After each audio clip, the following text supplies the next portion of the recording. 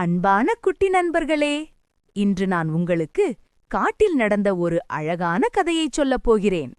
ஒரு பெரிய பசுமையான காடு இருந்தது. அந்த காட்டில் யானைகள், மான்கள், குரங்குகள், பறவைகள், முயல்கள் என்று பல விலங்குகள் மகிழ்ச்சியாக வாழ்ந்து கொண்டிருந்தன. அந்த காடுக்கு எல்லாரையும் கவனிக்கும் ஒரு நல்ல தலைவர் இருந்தான். ஆனால் ஒரு நாள் அந்த தலைவர் வயதாகி ஓய்வெடுத்து விட்டான்.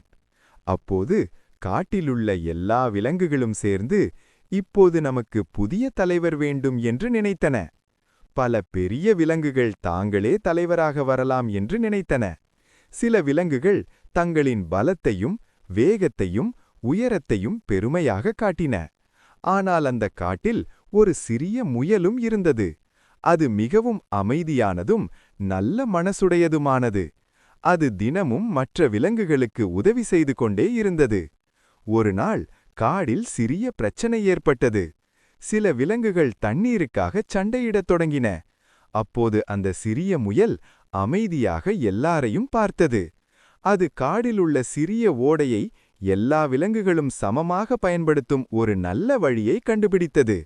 அதனால் எல்லா விலங்குகளும் மகிழ்ச்சியாக தண்ணீர் குடிக்க முடிந்தது. அதை பார்த்த விலங்குகள் ஒன்றை உணர்ந்தன. தலைவராக இருப்பதற்கு பெரிய உடலும் பெரிய சக்தியும் அவசியமில்லை. நல்ல மனசும் எல்லோரையும் கவனிக்கும் எண்ணமும் தான் முக்கியம். அதனால் காட்டிலுள்ள எல்லா விலங்குகளும் அந்த சிறிய முயலையே புதிய தலைவராக தேர்ந்தெடுத்தன.